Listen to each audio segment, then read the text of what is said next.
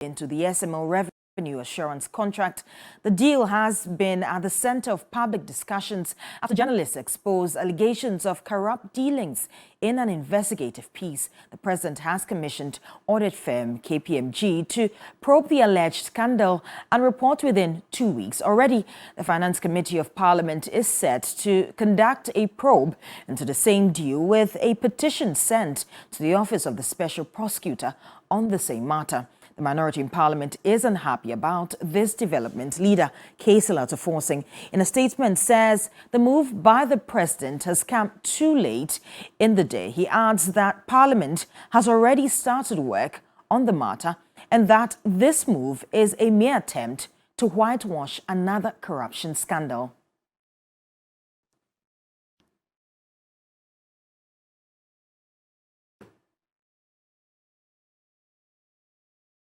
Let's say in politics now, the governing New Patriotic Party's Bimbler office has been vandalized by some aggrieved members of the party. This follows a removal of a parliamentary aspirant's name from the list. Supporters of Alhaji Zaruk's pitched camp at late night at the party's office, demanding his inclusion. No, we don't need him. We want the two of them to contest. What I want that's the democratic that's democracy. Really, the MP claims that he's working for the constituency. Yes, why is he running away from contest? If you say you are working for the people, you know you have the base the ground. Why are you running away from contest? From competition. We are in the democracy system, and we have to come out and then choose whoever wins and will represent the party, and we will accept and support the person. Right now, we haven't gone to vetting, and we have already removed his name. And accepted on what basis? We want to know the reason why the name is. Quite interesting developments there. But my colleague Christopher Makako has been following up on the story for us. He joins us with more details on this particular issue. Chris, good morning. Tell us more about the extent of damage caused at the office and what more do we know about the aspirant's exclusion from the list?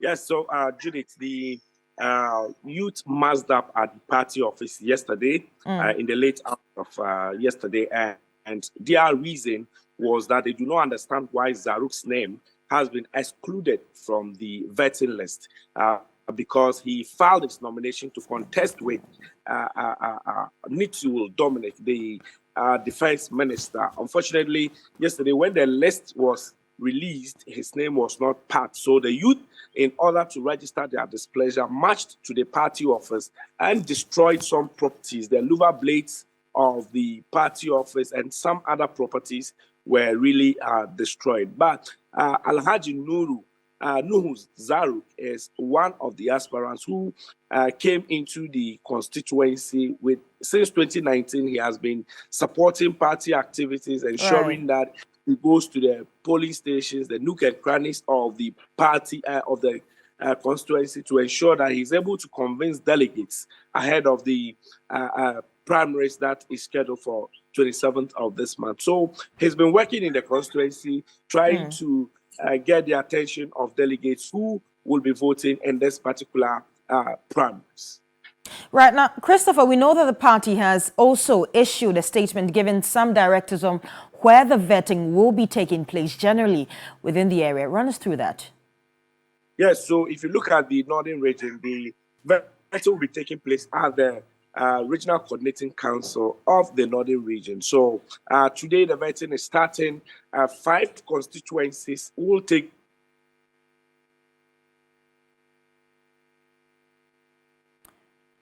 Right, there seems to be an issue with Christopher's, his camera. But of course, we'll get back to him for more details on that. That was my colleague, Christopher Makako from the Northern Region. He was giving us some details from the MPP Bimbler office there. That has been vandalized. But let's stay on issues of politics now. The New Patriotic Party has meanwhile constituted an appeals committee to resolve grievances that may arise from the vetting of parliamentary aspirants in constituencies, with sitting members of parliament scheduled to begin today. The party will meanwhile hold the primaries on January 27. Vetting will take place for 137 designated constituencies in 15 regional capitals over 3 days. According to Deputy General Secretary of the MPP, Haruna Mohammed, all aspirants are aware of the modalities and guidelines of the entire process. The guidelines for this entire process has been put in the nomination forms, and every aspirant that has purchased the nomination form had the opportunity to read through all the guidelines. With respect to this vetting, there is very clear guidelines as to how the vetting is going to go. We have areas that we are looking out for and the kind of questions that we'll be asking them and the follow-up questions. An appeals team has also been constituted to look into potential grievances of dissatisfied aspirants. We have made provision for appeals where candidates are not satisfied with decisions of vetting committees can appeal to the appeals committee. And this appeals committee is headed by Honorable Osei Prempe, who is the chairman. We have the Director of Elections, Evans Nimaku, as the secretary to the appeals committee. We have Honorable Opariansa, we have Honorable Madam Esther Ofori, we have R.O. Solomon, we have Professor Emmanuel Flolo, we have Dr. Clifford Brimer, we also have Honorable Eugenia Gifty Kusi, Dr. Ajiman Budu, and Alhaji Amadou Kalim. Everybody knows him as Amadou Business. So these are members that have been put into the appeals committee. On to some more stories now. The Electoral Commission says it will conduct runoff elections to break ties in the election results recorded during the 2023 district-level elections. This will help the EC to determine winners in 20 electoral areas for assembly members and 41 electoral areas for unit committee members across the country. According to the Commission, the elections will take place on Tuesday, January 9, 2024 at all polling stations in the electoral areas where the ties were recorded. The election to break the ties is in accordance with the district-level elections regulations 2015 CI 89.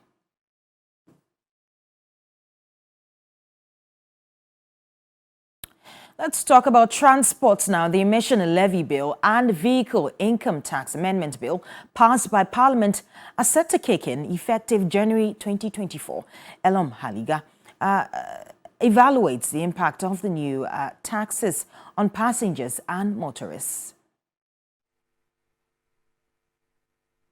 The emissions tax will require all petrol and diesel vehicles to pay an annual 100 cedis tax on their vehicles from January this year. The emission levy bill passed by Parliament is to encourage the use of environmentally friendly energy sources for vehicle power, aligning its commitment to climate-positive actions and carbon offsets initiative. This could affect about 95% of vehicles in the country, according to the Driver and Vehicle License Authority. In addition, the fare of your ride-hailing vehicle could increase as a result of the introduction of vehicle income tax by Ghana Revenue Authority. In a statement by GRA indicated that any commercial vehicle owner that earns an income from the operation of a commercial vehicle shall pay income tax quarterly. But how do these affect you, the consumer? If you own a car, you simply will be paying more, and if you don't, you are likely to pay more in transport fares as commercial car owners pass on the cost to passengers. The Ghana Private Road Transport Union has already threatened to increase fares by 60%, whereas ride-hailing drivers say they would pass on the extra cost to passengers. Enyonam Haliga, TV3 News, Accra. We'll stay on issues of transport now, and some ride-hailing drivers have kicked against the implementation of tax measures, insisting it will collapse their businesses. My colleague William Evans Inkum spent some time with one of such drivers and has filed this report. Franklin is barely 2 years in the ride-hailing business. The 30-year-old opted out of the public sector and ventured into ride-hailing. Although not married, he's a breadwinner of his extended family. His choice for the ride-hailing business is partly and perhaps largely hinges on family pressure.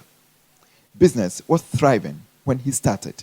However, keen competition in the transport sector has had a dwindling effect. The choice for a commercial vehicle is largely determined by the fare in a struggling economy. Online drivers pay a mandatory 25% commission of every trip made to their app operators. With the introduction of the vehicle income tax in the ride-hailing business, Franklin will draw more deductions from his trips returns. Right now, I'm paying 25% commission, and the fare that the riders pay is not good. So when you pick a ride, a short trip, that the rider pays, let's say 15 cedis, and you are the boat company charges 25% commission on that 15 cedis. Meanwhile, you will be paying additional booking fee and tax. We already pay tax that they deducted from the monies that we collect from the riders. So I think it's going to affect us a lot. In his view, government should withhold the vehicle income tax and open negotiation before implementation. I think the government has to meet the union or meet the app company if they will negotiate on how the tax, or maybe they will reduce the tax, or they will engage the app company so that they also reduce the commission that we drivers pay to them. On the streets, some commercial drivers also share similar sentiments.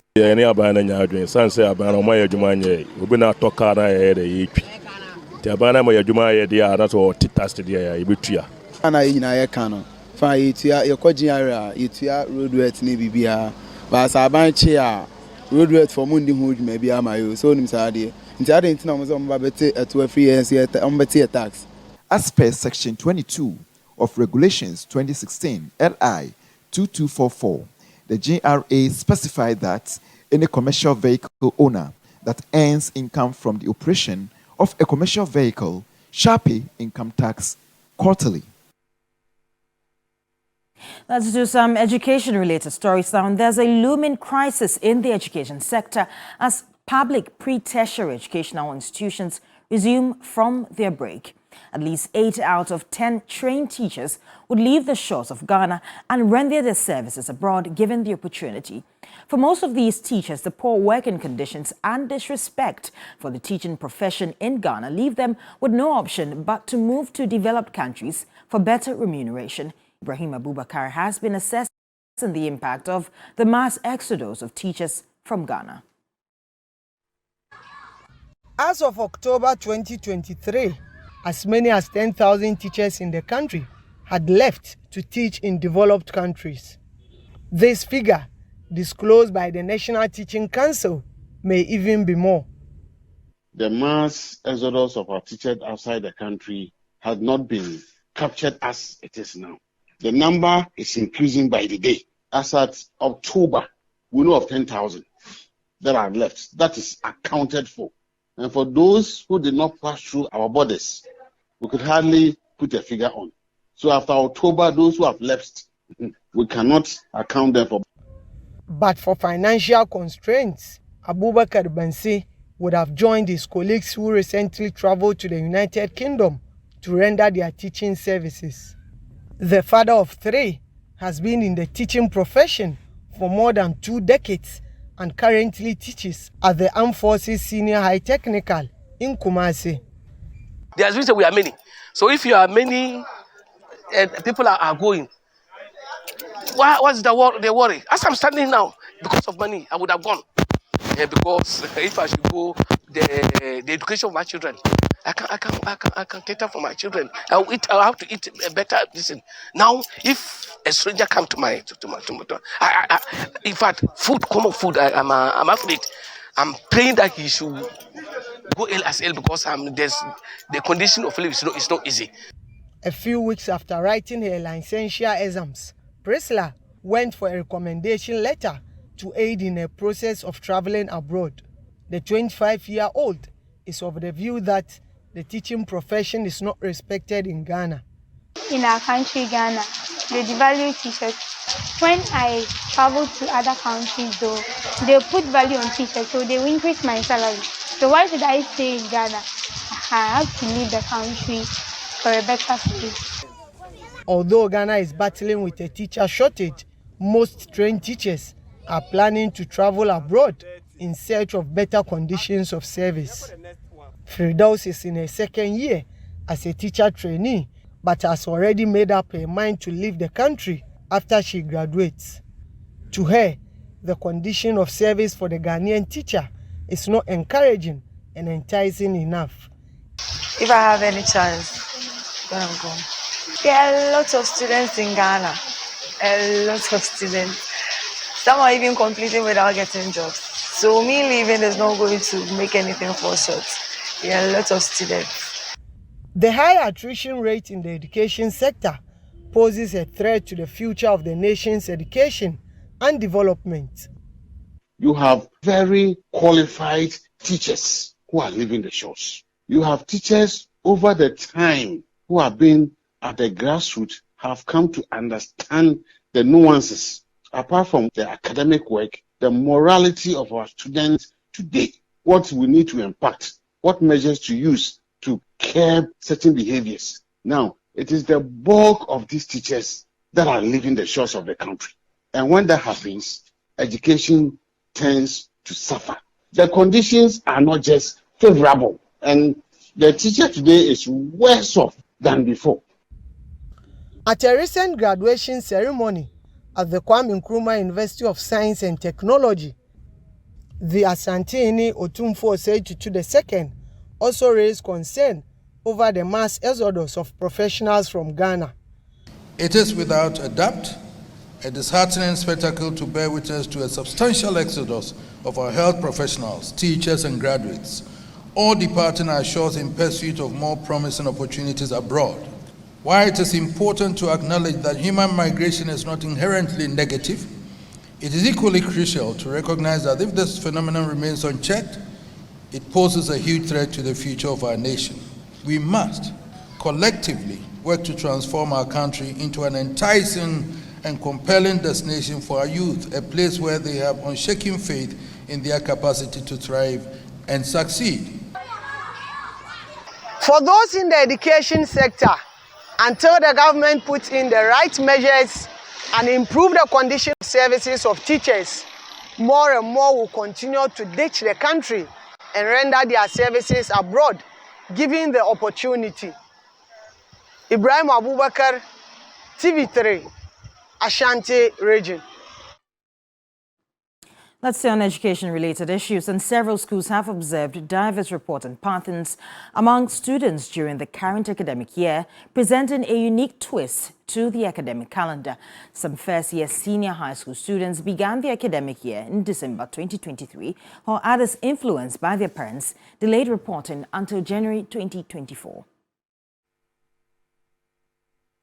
The unprecedented flexibility in reopening and reporting dates has been attributed to a range of factors, including the complications in the computerized school placement system and the country's economic challenges. As schools resume, parents face the challenge of balancing school preparations and year-end festivities. Some parents express frustration over high prices of goods on the market and the timing of reopening of schools. We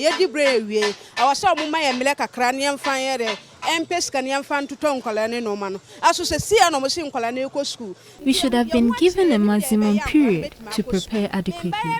I have 3 children who are all going to school on the exact date.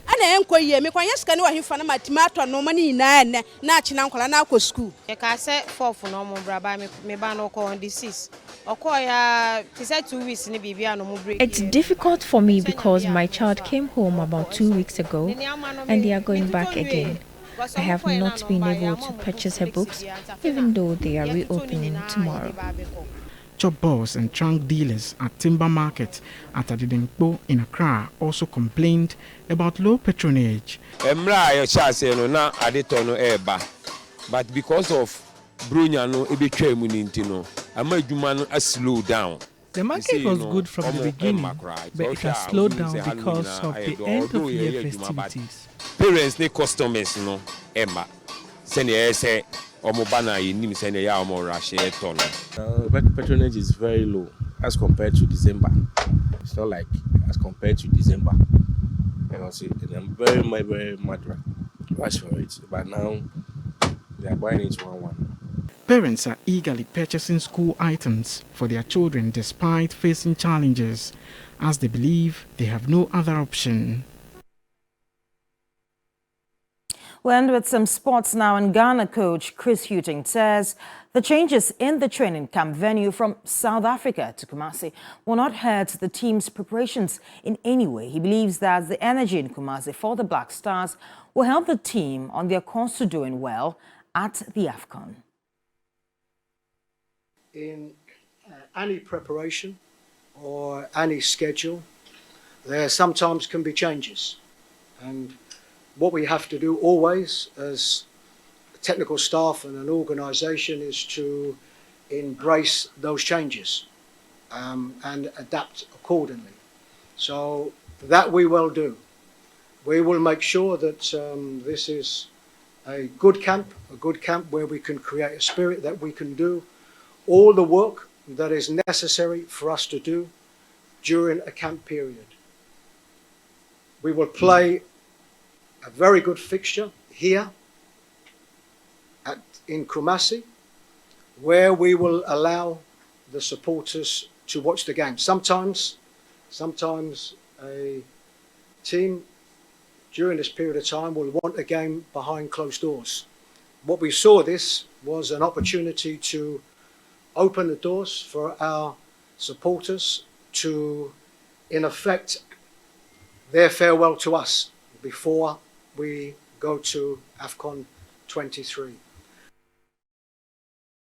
And that's our wrap up the CCM News here on TV3. My name is Judith Brown. Go for a short break. We'll be back with the rest of New Day. Good morning.